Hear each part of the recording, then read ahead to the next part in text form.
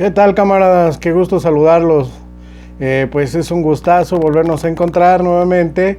Y bueno, pues es que estamos elaborando nuestros materiales educativos para la formación de la conciencia. Llevamos nuestro programa de trabajo. Empezamos con el contexto socioeconómico y político. Vino la biografía del padre de la patria. Nos referimos a Hidalgo. Y bueno, en este video, en esa transmisión, vamos a trabajar con la biografía de José María Morelos. Y bueno, sin más, pues vamos a entrar de lleno, le vamos a dar lectura. Te recordamos que son materiales educativos del Círculo de Estudios José María Morelos y Pavón. Camaradas, te invitamos a que los compartas, a que te inscribas en este canal del Círculo de Estudios, a que le des clic en la campanita donde dice me gusta, en donde dice inscribirme, y en la campanita para donde dice todo, para que todas las publicaciones que hagamos te lleguen. Y bueno, pues a 294 días del nuevo inicio, en nuestro programa, en nuestro espacio de análisis y reflexión, en nuestro círculo de estudio, iniciamos con la biografía del padre José María Morelos, que esperamos sea de tu agrado. Es importante recordar que los materiales de formación vienen acompañados, son videos y son textos. Está este video, pero bueno, vamos a enviar al grupo también de WhatsApp el texto para que le des lectura, para que lo compartas y para que te reúnas con los compañeros de tu localidad, con tu grupo de amigos, y bueno, le des una repasada a la historia del país. Es importante conocer nuestra historia para saber de dónde venimos, camaradas. Y bueno, sin más, José María Morelos era hijo de Manuel Morelos, carpintero de ascendencia indígena, del grupo indígena de los llamados Pirindas, que fueron habitantes naturales originarios del Valle de Guayangareo, en donde ahora está la ciudad de Morelia. Y también de Juana María de Pérez Pavón, una criolla cuyo padre había sido maestro de la escuela en la ciudad. De sus primeros 14 años de Morelos, solo se sabe que ayudó en lo que pudo al sostenimiento de la familia y que la enseñanza de las primeras letras corrió a cargo de su mamá. La muerte de su papá en 1779 significó un importante cambio. Confiado a la custodia de su tío Felipe Morelos, se trasladó a una hacienda cerca de Apatzingán, Michoacán, y se dedicó primero a la labranza y poco después a conducir como arriero una recua de mulas que su tío empleaba para transportar los ricos cargamentos de mercancías entre el puerto de Acapulco y la terminal de los galeones de Manila en la Ciudad de México. Esa actividad le proporcionó unos ingresos regulares que el joven Morelos empleaba para comprar mulas y sostener a su mamá y a su hermana. Así vivió hasta cumplir 25 años. En 1790, ante la insistencia de su madre, que deseaba su ingreso a la carrera eclesiástica con la ilusión de que accediese a una capellanía o beneficio dejado por su bisabuelo materno, José María Morelos se separó de su tío Felipe y regresó a Valladolid para ingresar al colegio de San Nicolás. Allí tuvo ocasión de conocer a Miguel Hidalgo y Costilla, entonces rector del colegio, con el que coincidió durante años. Estudió gramática y latín y 2 años más tarde amplió estos estudios al Seminario Tridentino de la misma ciudad, recibiendo instrucción retórica y filosofía. El 28 de abril de 1795 recibió el título de Bachiller de Artes de la Ciudad de México. Poco después solicitó de la jerarquía eclesiástica de Valladolid que se le confiriesen la tonsura clerical, los 4 órdenes menores y el subdiaconato, lo que consiguió a finales de ese mismo año. En 1796 aceptó una oferta del cura de Uruapan para enseñar gramática y rectoría a los niños del lugar, tras recibir la licencia correspondiente. Tras algún tiempo de docencia, el 20 de diciembre de 1797, cumplidos los 2 años de edad, fue promovido al sacerdocio, organizándole licencias para celebrar misa, oír confesiones y predicar en Uruapan y en los curatos vecinos. Se iniciaba así una larga carrera sacerdotal, lo que llevaría a ejercer el cura párroco en varias localidades. Primero estuvo en el distrito marginado de Churumuco, etapa durante la cual falleció su madre en Pátzcuaro. Morelos permaneció en Churumuco durante más de un año, hasta que en marzo de 1799 se transfirió a la parroquia de Carácuaro, a unos 50 kilómetros de distancia, tan pobre como la anterior, pero mucho más poblada. En Carácuaro vivió Morelos toda una década, administrando la parroquia y viviendo de las aportaciones de sus feligreses, que resistían por todos los medios al pago de los impuestos eclesiales. Durante este periodo mantuvo y mejoró un negocio de ganado que había iniciado en su época de arriero. Administró la herencia de su madre, transfirió a su hermana la casa familiar, actualmente Casa de Morelos en Morelia, y tuvo 2 hijos ilegítimos. Más tarde, durante el periodo revolucionario, tendría 2 hijos más. En 1807 compró en Valladolid una casa a la que se estaba preparando una revolución. En 1807 compró en Valladolid una casa a la que añadió un piso en 1809, sin que tuviera la menor certeza de que le llegaría la noticia alguna de que se estaba preparando una revolución. Bien es cierto que los historiadores señalan, en claro paralelismo con la trayectoria de Hidalgo, la creciente insatisfacción y en todo caso la frustración de Morelos, acumulada a lo largo de muchos años en el ejercicio de sus labores de cura parroquiales. El grito de Dolores. El 16 de septiembre de 1810, con el llamado Grito de Dolores, Miguel Hidalgo prendió la mecha del largo proceso que conduciría a la independencia de México. Hidalgo estaba en realidad adelantando un plan que se había fraguado en Querétaro y que contaba con la participación de criollos importantes, entre ellos el mismo corregidor de esta ciudad, Miguel Domínguez. Al ser descubiertos los planes de los conspiradores, Hidalgo se trasladó a Dolores y ahí dirigió a sus parroquianos un llamamiento a alzarse en armas contra las autoridades coloniales. La proclama tuvo un masivo seguimiento. En San Miguel el Grande unió sus tropas con las de otro de los conjurados de Querétaro, el comandante Ignacio Allende, y ganando nuevas adhesiones por donde pasaban.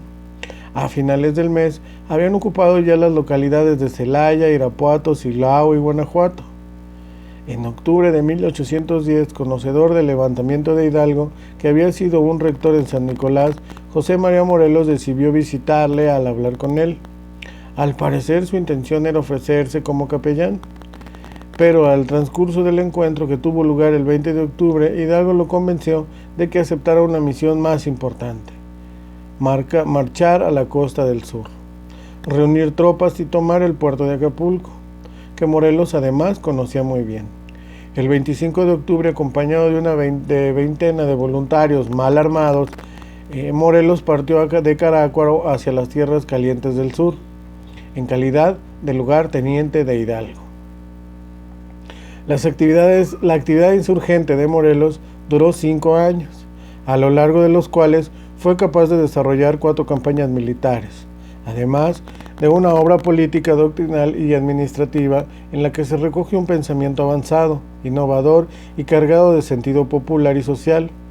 Se le reconoce además un incipiente genio de estrategia militar, despiadado y cruel en algunas ocasiones, pero capaz de enfrentarse y doblegar en varias ocasiones a los ejércitos de realistas superiores en número, bajo el mando del temible mariscal Félix María Calleja. Las campañas de Morelos. La primera campaña de Morelos, de octubre de 1810 a agosto de 1811, le permitió organizar y constituir un cuerpo de tropas disciplinadas y bien armados, con el que intentó sin éxito la ocupación de Acapulco en febrero de 1811. Se retiró con sus fuerzas a Tecpan, desde donde preparó el asalto a Chilpancingo el 24 de mayo y la toma de Tixta 2 días más tarde. En el curso de esta campaña se le unieron los hermanos Miguel y Víctor Bravo, nacidos en la hacienda de Chichihualco, Vicente Guerrero, oriundo de Tixla, y Hermenegildo Galeana de Tecpan. En esta época Contó con la colaboración del estadounidense Peter Ellis Bean, aventurero cosmopolita que fabricó gran cantidad de pólvora para las tropas insurgentes. Desgraciadamente, en junio de 1811 fueron ejecutados Miguel Hidalgo y sus principales ayudantes. El sucesor de Hidalgo en la dirección del movimiento fue Ignacio López Rayón, que se retiró a Zacatecas y se internó en Michoacán, mientras maduraba y concretaba un ideario político que diese coherencia y unidad a las iniciativas surgidas por todo el país, junto con José María Lisiaga, años más tarde compañero de Francisco Javier Mina, y José Sixtos Verduzco, enviado de Morelos. López Rayón estableció en agosto de este año la Suprema Junta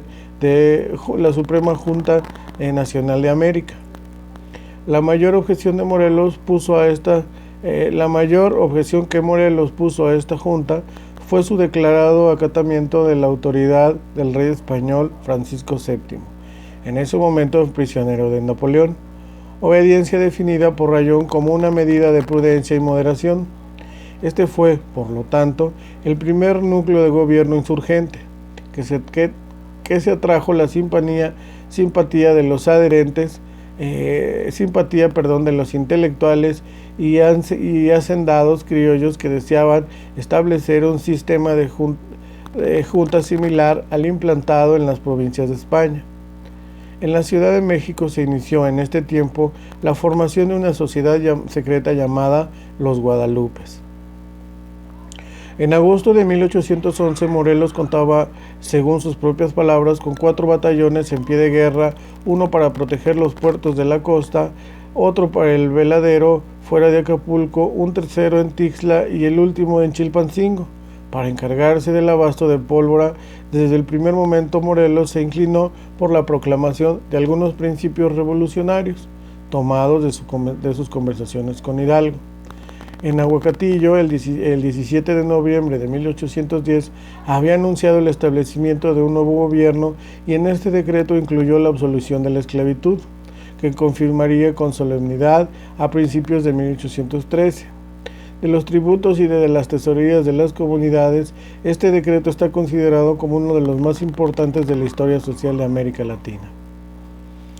Como justificación de su levantamiento, afirmaba que ya que España se encuentra en manos de los franceses y los gachupines conspiran con Napoleón para perpetuar su poder, todos los americanos deben unirse en defensa del país y de la religión. Segunda campaña. La segunda campaña de Morelos, tras uno de los meses dedicados a la reorganización y preparación de sus huestes, se desarrolló en noviembre de 1811 a mayo de 1812. Una vez tomado Tlalpan, reunió todas sus fuerzas en Chihuahua para establecer una nueva estrategia. Dividió su ejército en 3 grandes cuerpos. Uno al mando de Miguel Bravo, que marcharía hacia el sur y trataría de conquistar Oaxaca.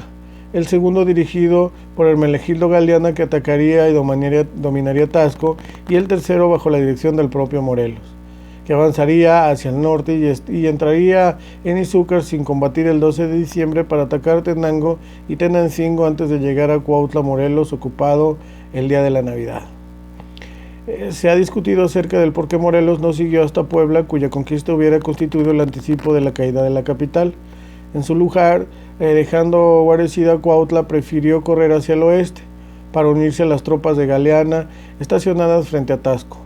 Fue uno de los más grandes errores militares porque mientras tanto Félix María Calleja, con un numeroso cuerpo de ejército, sitió Zitácuaro, resistencia de la Junta de Ignacio López Rayón, obligando a sus miembros a huir, a dispersarse sin ofrecer resistencia. Ese fue el comienzo del declive de López Rayón y de sus seguidores y constituyó además un duro golpe al inicial optimismo insurgente. Al conocer la caída de Zitácuaro, Morelos regresó a Cuautla vía Cuernavaca, dispuesto a resistir el asalto anunciado a Calleja. El sitio de Cuautla, que se prolongó de febrero a mayo de 1812, ha sido interpretado de manera diferente por los penagristas de cada uno de los bandos. Inicialmente Morelos logró derrotar a Calleja, pero Calleja consiguió reforzarse con tropas de refresco. Mientras los insurgentes se mostraban incapaces de organizar una fuerza exterior que atacase al jefe realista por la espalda, el agotamiento de los víveres, la falta de agua y el acoso de las epidemias diezmaron los efectivos de Morelos y le obligaron a realizar una salida arriesgada, que culminó con notable éxito. Tanto los insurgentes como el propio Callejas se atribuyeron el triunfo sobre los contrarios, pero el sitio de Tlautla de todos modos constituyó un modelo de resistencia al límite que socavó y atemperó el triunfalismo del mariscal español. Tercera campaña. La tercera campaña, de julio de 1812 a agosto de 1813, fue la mayor actividad y el más rotundo éxito de Morelos. Reagrupadas sus fuerzas en Chihuahua, con Galeana y Bravo, durante algunos meses dominó el eje Chihuahua-Tehuacán. Llevó a cabo diversas acciones contra las fuerzas realistas y trató de impedir las comunicaciones entre la capital y el puerto de Veracruz. Al llegar el mes de noviembre se decidió tomar la ciudad de Oaxaca, lo que consiguió el 25 de ese mes. Fue esta una de las acciones militares más admirables de Morelos. Con el apoyo de Mariano Matamoros y Miguel Bravo, logró derrocar a las tropas del general español González Saravia. La brillante victoria en Oaxaca reforzó la moral de los insurgentes, aumentó el prestigio personal de Morelos y produjo una gran cantidad de beneficios materiales. Durante varias semanas, Oaxaca fue el cuartel general de Morelos, que fortaleció y extendió su dominio en la zona, al tiempo que intensificaba su labor administrativa y ordenamiento de la insurgencia. Creó la independencia de la provincia y el ayuntamiento de la ciudad. Expidió reglamentos relativos a los horarios comerciales, a tenencia de armas, el toque de queda y el uso de una insignia de identificación personal. También creó una Junta de Protección y Seguridad Pública, responsable del orden y la seguridad del pueblo. En la fiesta de acatamiento a la Junta Suprema, Morelos se presentó vistiendo un uniforme nuevo con la insignia de capitán general, símbolo de aquel punto álgido en su carrera militar. En aquel momento dudó entre penetrar en el Valle de México o ceder a una institución que le señalaba la necesidad de apoderarse de un puerto de mar, para fortalecer sus relaciones con Estados Unidos y facilitar la llegada de ayudas procedentes del exterior. Inclinado por esta segunda opción, salió de Oaxaca el 9 de enero de 1813, atravesó la cordillera realizando marchas increíbles y a partir de abril estableció un asedio a Acapulco, que se prolongó durante varios meses hasta que el 20 de agosto consiguió su capitulación. Pese al éxito, actualmente se piensa que con esta decisión Morelos perdió 7 preciosos meses que hubiera podido inclinar el resultado final del lado de la insurgencia. De todos modos, con la conquista de Acapulco, Morelos controlaba un territorio que se extendía desde Guatemala hasta Colima, incluyendo la mayor parte de los actuales estados de Oaxaca, Guerrero, así como el sur de Veracruz, Puebla, México y Michoacán. En la ciudad de Oaxaca, a lo largo de casi todo el año de 1813, se publicó por iniciativa de Morelos el periódico insurgente Correo Americano del Sur, el Congreso de Chilpancingo. Mientras tanto, se habían producido algunas novedades en el terreno político. Conocedor Morelos de las interacciones de Ignacio López Rayón de prolongar una constitución americana, retrasó la contestación y cuando lo hizo pocos días antes de conquistar Oaxaca, le expresó sus objeciones principales. Había que excluir definitivamente la mención de Fernando VII, limitar el número de consejeros de Estado y aceptar que la elección del propuesto generalísimo de la República fuese de por vida, sin más límites que la incapacidad, la enfermedad o edad de 60 años. López Rayón no convirtió en ley su proyectada constitución, entre otras razones, porque la Ciudad de México se había publicado y acatado públicamente la nueva Constitución española promulgada en Cádiz. Mediado el mes de mayo, mientras sitiaba Acapulco, se le ocurrió a Morelos la idea de convocar un Congreso Nacional de Representantes Provisionales como respuesta a las iniciativas de López Rayón. Después de solicitar a López Rayón que enviase a los miembros de su consejo a Chilpancingo, donde serían reelegidos o depuestos, dirigió un decreto a las provincias para que nombraran electores y convocó a reunirse el 8 de septiembre. con la finalidad de elegir un nuevo Congreso. Llegado el momento, redactó el texto conocido como Sentimientos de la Nación, que sirvió de base para las deliberaciones de los allí reunidos. En realidad, la mayoría de las propuestas, discursos y proclamas de Chilpancingo serían redactados por Carlos María Bustamante, fiel seguidor de Morelos. Instalado en Chilpancingo, Morelos formuló un plan de gobierno compuesto de 59 artículos, prácticamente un proyecto de constitución. Reconocía el principio de la separación de los poderes, que proponía que el Ejecutivo le ejerciese un generalísimo elegido a perpetuidad y con derecho a proponer la legislación que considere necesaria. El Legislativo quedaría en manos de un Congreso de Diputados cuyas personas serían declaradas sagradas e inviolables y se mantendría en el momento de poder judicial existente. El artículo 17 decretaba la independencia de España sin hacer referencia a ningún monarca. Entre los miembros natos del Congreso se encontraron los miembros de la Junta Suprema de López Rayón. El 14 de septiembre, una vez instalado el Congreso, Morelos leyó un discurso a los diputados y los diputados iniciaron el examen de las propuestas contenidas en los Sentimientos de la Nación. Al día siguiente fue elegido generalísimo por aclamación, con todos los poderes y facultades a nombrar sus lugartenientes, cargos que recayeron en Mariano Matamoros, Manuel Muñiz. Hubo que esperar durante algo más de un mes a que llegara López Rayón, Bustamante, Lisiaga y Cos, pero en noviembre se celebraron sesiones regulares y el día 6 el Congreso aprobó una declaración de independencia redactada por Carlos María Bustamante. La última campaña de Morelos. Su última campaña se desarrolló a partir de septiembre de 1813 y finalizó con su caída en Tesmalaca, en noviembre de 1815. Así se atiende a toda la actividad desplegada en el Congreso de Chilpancingo. Es obvio que esta fase final tuvo más contenido político que militar, deseoso de conquistar Valladolid porque entendía la necesidad de contar con una ciudad en la que establecerse. Morelos decidió su asalto, llegando a sitiarla a partir del 22 de diciembre de 1813. Pero los realistas, reforzados los últimos meses con la llegada de importantes contingentes de tropas, obligaron a Morelos a retirarse en confusa desbandada, lo que diezmó y desalentó a sus seguidores. De ese modo se iniciaba la decadencia militar y política del líder insurgente, en la lenta agonía que se prolongaba a lo largo de casi 2 años.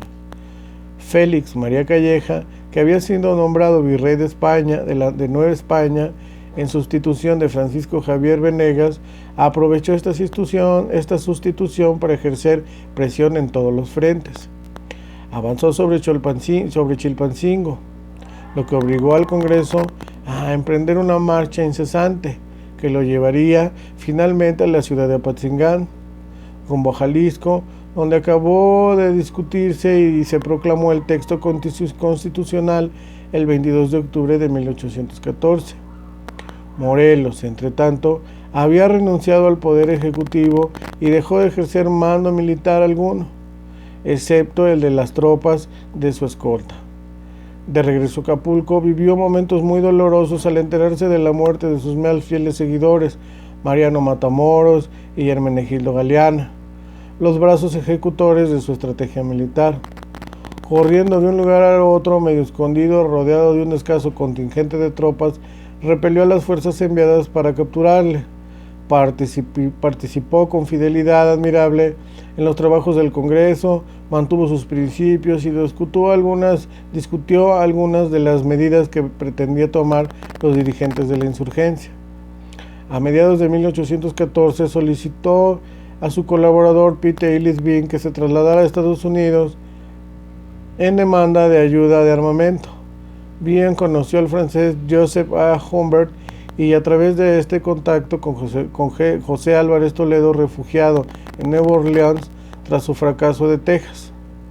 En mayo de 1815, Toledo escribió al Congreso, recibió un nombramiento de general insurgente en el exterior firmado por Morelos y se ofreció para garantizar una expedición de apoyo a la independencia. Cuando José Manuel Herrera, diputado que había sido presidente en el Congreso de Chilpancingo, se trasladó a Nueva Orleans junto con Toledo, se abrió una ventana de esperanza al insurgente. El Congreso, mientras tanto, abandonó Apatzingán y se estableció en Uruapan, a la vez que elegía un nuevo poder ejecutivo tripartito integrado por Morelos, Cos y Lisiaga. Obligado por su deseo de acercarse a un puerto de mar que le permitiera recibir la ansiada ayuda exterior, pero también por las disensiones y enfrentamientos de sus líderes, se decidió el traslado del Congreso a Tehuacán, encargándose Morelos de escoltar y defender a los integrantes del legislativo. Con la incorporación de Nicolás Bravo, el contingente militar se componía de 1 millar de soldados, la mitad de ellos armados. Sin embargo, llegados a Tesmalaca, 6 millas más allá del río de Mezcala, un destacamento realista al mando del coronel Manuel de la Concha cayó sobre el convoy y aprendió a Morelos. Bravo logró escapar y protegió el convoy hasta su llegada a Tehuacán. Conducido a la Ciudad de México el 22 de noviembre de 1815, se iniciaba el primero de la serie de los juicios al que fue sometido, ya que las autoridades militares, eclesiásticas y civiles se disputaron el derecho a condenarlo. Incauto en toda rapidez, el primer juicio terminó el día 23. Enseguida se presentó al prisionero ante el temible tribunal de la Inquisición, que lo incriminó por abandono de doctrinas de la Iglesia y la adopción de herejías de autores malignos. El juicio estatal se celebró el día 28. La declaración de Morelos ante el tribunal, registrada y anotada por él mismo, constituye una de las fuentes de información más valiosas sobre el cumplimiento de la independencia.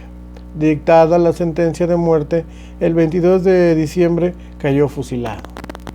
Y bueno, camaradas, pues aquí dimos lectura a un documento que es pues, la biografía de Morelos.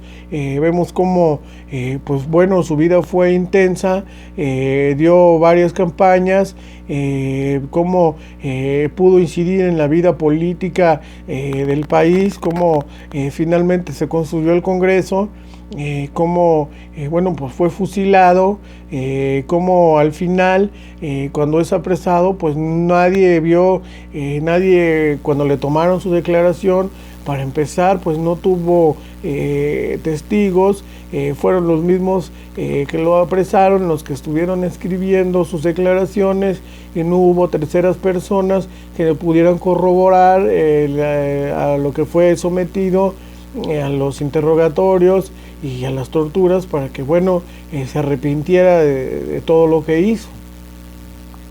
Y bueno, camaradas, pues en con esta biografía, la lectura pues es un material de análisis, de estudio. Esperamos que sea de tu agrado. Recuerda que es para conocer la historia, porque bueno, pues es importante saber hacia dónde vamos y de dónde venimos. Y sin más, recibe saludos combativos a los 4 rumbos, saludos a todo nuestro grupo de estudio, y bueno, pues enviaremos el texto para que escuchen el video y le den lectura. Y sin más, nos vemos en la próxima transmisión, y recuerden, hagan patria y formen la conciencia del pueblo, camaradas. Nos vemos.